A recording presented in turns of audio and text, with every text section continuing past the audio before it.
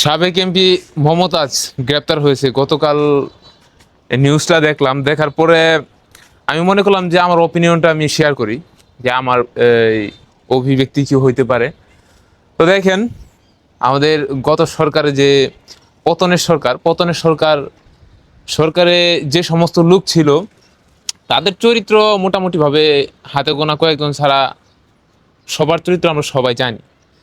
তো দেখেন, মমতাজের মতো একজন থার্ড ক্লাস মহিলা ওই এত বড় একটা রাজনৈতিক দলে কেমনে জায়গা পাইল?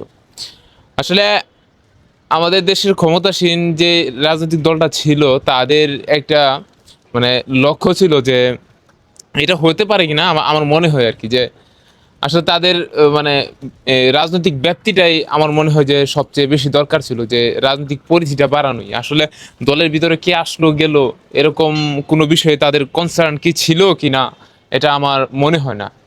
তো এই জন্য হয়তো মমতাজের মতো যে ব্যক্তিগুলো মানে মহিলাগুলো আছে, তাদের মতো মহিলারা এই আওয়ামী লীগে আসার সুযোগ পাইছে।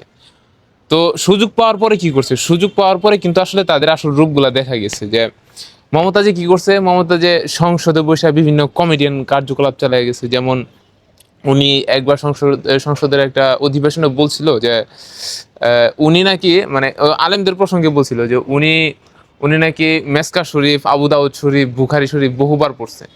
তারপর আচ্ছা, এটা বললাম না এখন, এর পরিপ্রেক্ষিতে অনেক কিছু বলতে হয়। আমরা জানি যে উনি উনি কিরকম মহিলা ছিলেন।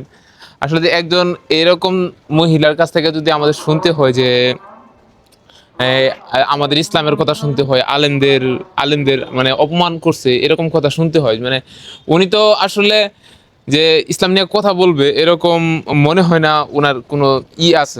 ওটা কি কি বলা যায়, মানে নৈতিক দায়িত্ব আছে বলে আমি মনে করি না ওনার মতো মহিলাকে আপাতত। তো উনি গ্রেফতার হয়েছে, আমি প্রশাসনকে বলবো যে ওনাকে গরম ডিম দেওয়া হোক। গরম ডিম দিলে হবে কি, যে আগের যত কীর্তিকলাপ আছে সবগুলা প্রকাশ পাবে। আর ওনাকে মূলত গ্রেফতার করা হয়েছে হত্যা মামলায়। হত্যা মামলাটা কীভাবে হলো, যে উনি কিন্তু গত টার্মে যে ছিল আওয়ামী লীগ, সেখানে কিন্তু এমপি ছিলেন না, উনি আসলে ইলেকশনে হেরে গেছেন।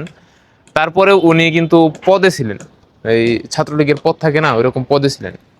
আচ্ছা যাই হোক, যে উনি যে কোনো পদে ছিলেন, এরপরে কিন্তু ওনার নামে হত্যা মামলা করা হয় 24 আগস্টের পরে।